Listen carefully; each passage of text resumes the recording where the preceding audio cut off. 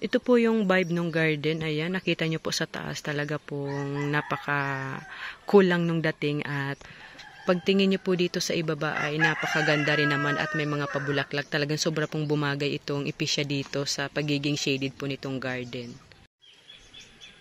Hello mga plantito-plantita. Good morning po sa inyong lahat. Good day po. Ngayon po ay gusto ko lang pong i-share at ipakita sa inyo yung update sa part po na ito ng garden. Pero syempre po, bago po ako magpatuloy, talaga pong ano po ngayon yung araw.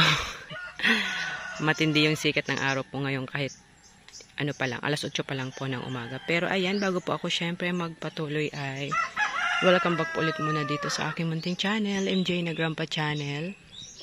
Ako po si Joy, ang inyong certified plantita at ito po, ituloy-tuloy ko na rin po itong video.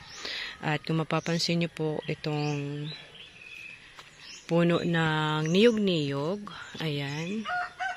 Talagang mayroon pong yung sinag ng araw. Dito lang po, natural na, parang natural na po yung datingan nitong pinadikit ko po na halaman. Ito pong bird nest at itong isang uri po ng orchid. At ayan, mayroon naman dyan sa baba pa. Ay napakaganda lang at sobra pong preskong tingnan.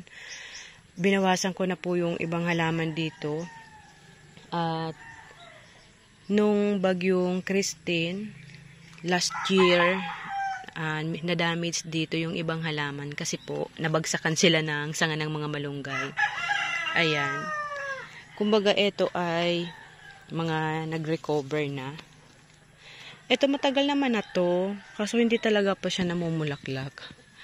Tapos, dito po sa part na ito, yung ginawang ko po ng magagapangan, yung alamanda vine. Ito, tumubo na nga po, ay inalis ko po talaga. Kasi ang hirap pong ayusin na nabulok na po kasi yung mga kawayan na nagagapangan nun.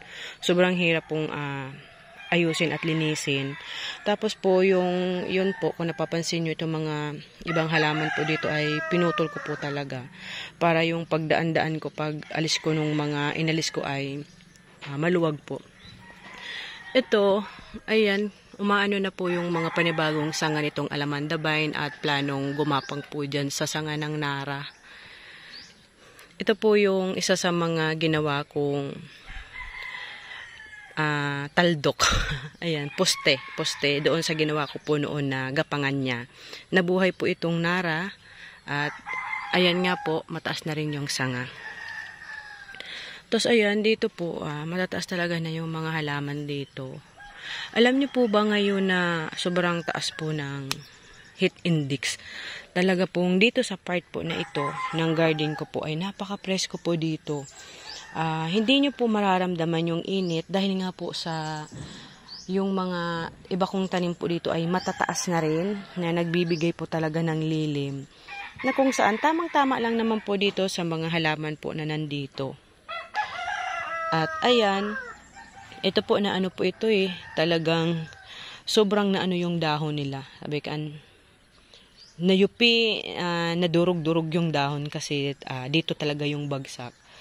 At okay naman na sila ngayon, nag-recover na. Hindi naman masiselan tong mga halaman. Pero marami pa pong mga tuyong dahon. Hindi pa po ako dito nakakapagwalis. Nagdadamo po kasi ako. Pero okay lang po yung mga laglag na dahon. Wag lang po yung mga plastic talaga sa garden. Kasi sobra pong nakakasira ng ganda. Pag yung mga plastic. Pero yung mga dahon ay normal po kasi talagang may mga halaman. At ito kasi ay sa bayabas ito galing. Itong mga dahon po dito nakikita nyo po. Ayan po. Dyan po yung galing.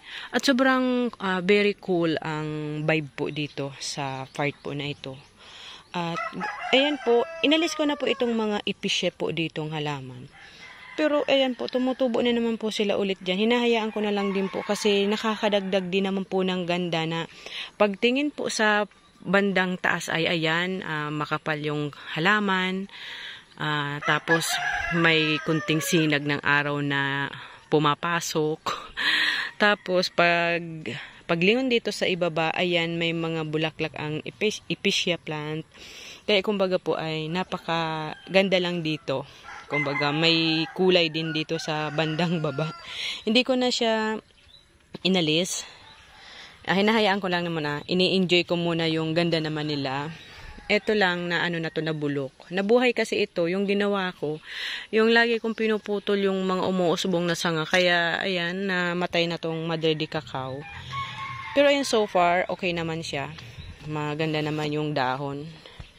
Hindi ko naman po kasi ini-spoil talaga yung mga halaman. Kaya yung mga halaman ko po talaga ay makikita nyo naman po.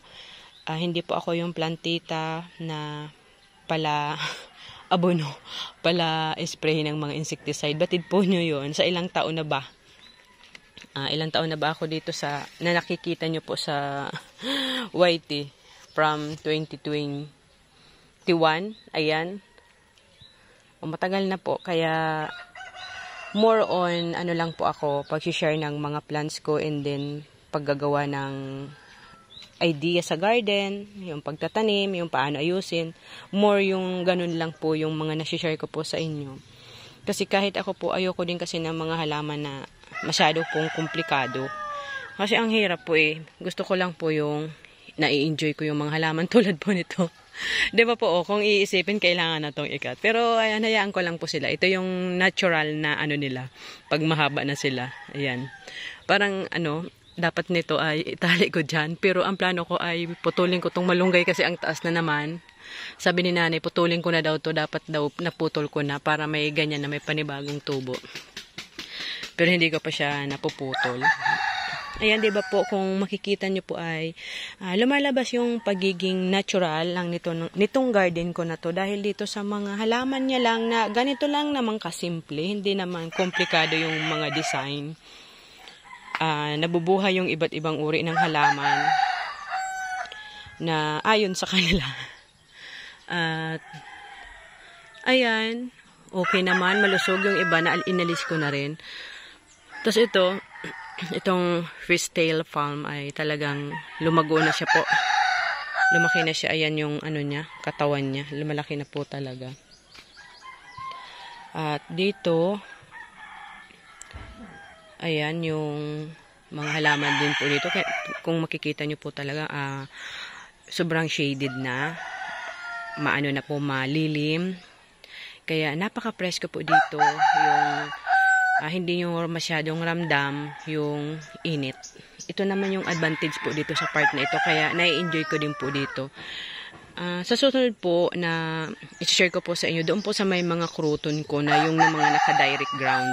Malalaki na po yun, pero dahil po sa pagiging tag-ulan nung nakaraang taon, kasi hanggang February dito sa amin ay umuulan pa po talaga. Medyo yung mga dahon niya hindi ganun kakulay, hindi ganun kung baga po hindi ganun kapula yung mga dahon, hindi masyado kadilaw. Pero matataas na po sila. Tapos masyado rin po doong kubkub, yung masyado pong malilim na. Hindi ko muna inaalis yung mga halaman doon kasi nai-enjoy ko yung pagiging malilim niya sa panahon po ngayon na sobrang init. At dito ayan, maraming gumagapang itong mikan or mikan na fellow. Ayan, dyan. Tingnan nyo naman po. Diba po, parang kung nakaka-experience po kayong pumupunta ng bukid, parang literal pong nasa bukid lang kayo na may mga ganitong halaman na malayang gumagapang at nagpaparami at lumayabong ayon sa gusto nila. At eto, dito sa part na ito, ayan, dyan po, hindi ko pa po dyan nalilinis, pero papakita ko po sa inyo yung halaman. Tapos eto po, isa ito sa gustong-gusto kong fellow kasi ito po ay wild talaga ito. Wala akong nakita nito sa mga commercial garden po na napupuntahan ko po. Kung mapapansin nyo po, ayan, iba siya. Makapal yung dahon niya. Ito po talaga ay galing talaga ito sa bukid. Ayan po, against the light kasi. Ayan.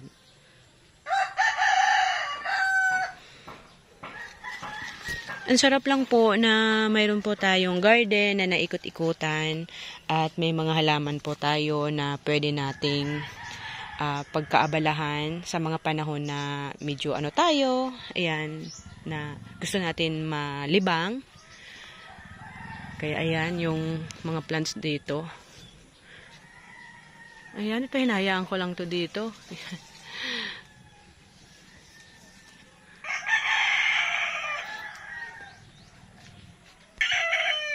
Ito pong mga bromeliad dito, batid nyo naman po na ilang beses ko na rin ito napapakita na pag naiinitan, napaka-pink ng mga dahon niya, makukulay.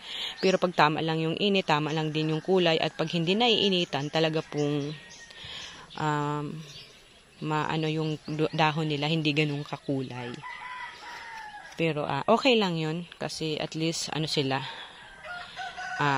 malusog lang, hindi lang ganun kay ano ang mga kulay. Tapos eto, itong giant fern ko dito na itinanim. Ayan, gusto ko lang din ito kasi parang nagiging siyang ano dyan, lilim. Ito, hinahayaan ko na lang po yan maggapang-gapang po dyan. 'Di ba kung makikita nyo po ay ano po dito. Ayan, ayan, kung makikita nyo para po talagang para tayo nasa bukid na yung mga nasa probinsya at yung mga naka-experience talagang pumunta ng mga bukid na may hawig po ang vibe na ito sa bukid. Kasi po sa style nung mga halaman at yung ano niya, yung mga pakahoy-kahoy niya. At ito nga mga kruton ditong tanim ko. Hindi siya ganun kakulay, pero yumabong-yabong na din. Ito yung mga, ano po talaga ito napakita ko na to, mga imported po talaga yan. Itong pomegranate, ano ba yung pronunciation? Pero hindi siya lumalaki. Sa rason na ayan, mayabong na po. Sobrang yabong na po. Alam niyo po ba yung ibang part ng garden ko? Bihira ko na kasi mapakita. Ang yabong na po talaga. Tingnan niyo naman po yung vibe. 'Di ba po? Talagang mapresko na. Tapos itong pasaging-saging ko dito. Ito, hinahayaan ko lang po itong bumunga kasi nagiging pagkain po yan ng ibon. Nakakatulong ito sa mga ibon kasi ang dami ko pong ibon dito. Ayan, kaya itong saging na to ay pagkain to ng mga ibon. Para talaga to sa kanila. Laking tulong po ng garden na ito sa akin na kung gusto ko pong mag-ikot-ikot dito sa garden na kahit tag-init or tanghaling tapat ay nakakapaglakad-lakad po ako dito at ini-enjoy ko yung beauty ng bawat halaman na mayroong ginawa si God. Ayan, itong mga creation ni God ng mga halaman na mga simple lang naman pero may kanya-kanya talaga silang beauty at ma-appreciate natin yung beauty nila kung paano natin sila alagaan at kung paano natin sila ilagay sa ating garden upang maging dekorasyon. Eto, walang init na to kaya ayan yung ano niya. Ayan. Ito hindi masyadong lumalago kumpara doon sa isa. Yung isa po nito napakataas na. Ito hindi ko maawari kung anong problema nito kasi ang bagal niya po. Pero yung isa nito ay napakalago na. Tapos ayan, ito malago naman ito. Ayan. Ito kailangan ko po itong bunutin. Tumubo lang ito dito. Wala ito sa hulog. Ayan. Wala siya sa ano, hindi siya pwede dyan lumaki. Wala na siya. Ang dami ko na po nitong tumutubo dito sa garden. Sayang nga lang po, hindi ko na vlog doon sa may part ng garden ko doon sa pinakadulo. Alam niyo po ba yung mga ganito ko doon na itinanim? Nagsipagbulaklakan na po yun sabay-sabay. Grabe yung kapal ng bulaklak. Pero hindi ko na yun nagawa ng video. Kasi umulan po nun at laging basa doon. Maputik po doon at madamo. Kaya hindi ko napakita po sa inyo. Pero napakaganda sana yun na ma-share.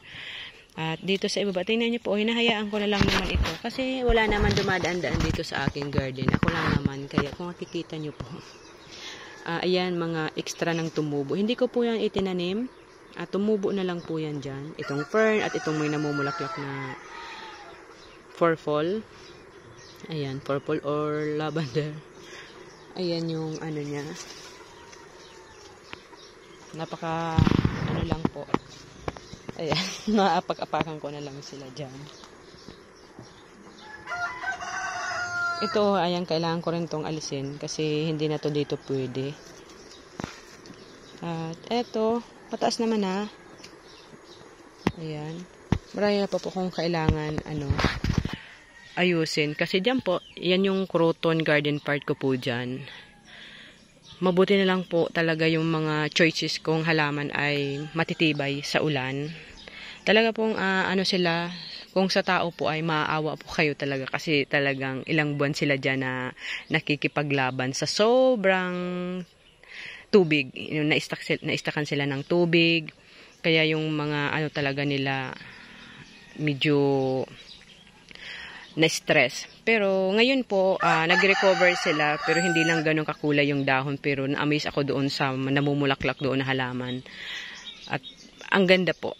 Ang ganda ng mga halaman talaga, sa totoo lang po.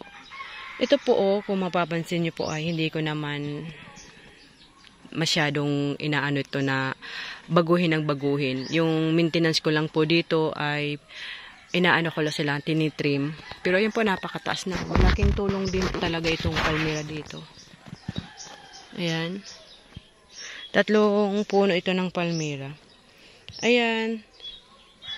Yung isa, ayan. Tapos, ayun doon yung isa. Kaya bali 3. Maraming salamat po sa palagi niyo po palang panunood kay Ma'am Susan ng Pangasinan. Lagi po siyang nanonood. Buti po hindi nasasawa si Ma'am. Pati yung minsan yung video parang baka mga nasa 5 or mahigit pa niya paulit-ulit na lang na pinapanood. Baka masa ulo na ni Ma'am ay ma-memorize niya na yung mga sinasabi ko. Sobrang nakaka-amaze kasi bihira yung mga ganong viewers or supporter na hindi nasasawa na paulit-ulit manood. Talagang sobra si Ma'am mahilig din sa paghahalaman at sobra niyang na-appreciate yung video na i-share ko dito sa aking garden. Kaya thank you so much po. Ganon din po sa mga silent viewers na paulit-ulit din nanonood ng mga videos ko, yung mga previous vlog ko. Maraming salamat po. Ayan, hindi na po kasi pwede rin maya-maya mag-upload sa garden kasi masasawa po kayo. Okay lang po yung paminsan-binsan. Bella, saan ka pupunta? Ha? Kaya okay lang po yung minsan na lang. Saka po, busy rin ako sa ibang mga bagay na yung mga dapat din. Ayan. Thank you po ulit sa pagsama nyo sa episode na to. Sana po ay na-enjoy nyo at na-feel nyo po yung vibe dito na para lang po kayong nag-a-adventure na naglalakad-lakad sa bukid at ninanamnam yung pagiging maaliwalas ng lugar, yung pagiging calm at pagiging malamig ng lugar. Ayan. Thank you so much sa pagsama nyo po ulit. Kahit na paano ay minadadagdag na subscriber. Thank you so much po sa lahat po ng aking mga viewers, sa mga nagko-comment, nagla-like and nag-share. Thank you po and God bless you all po.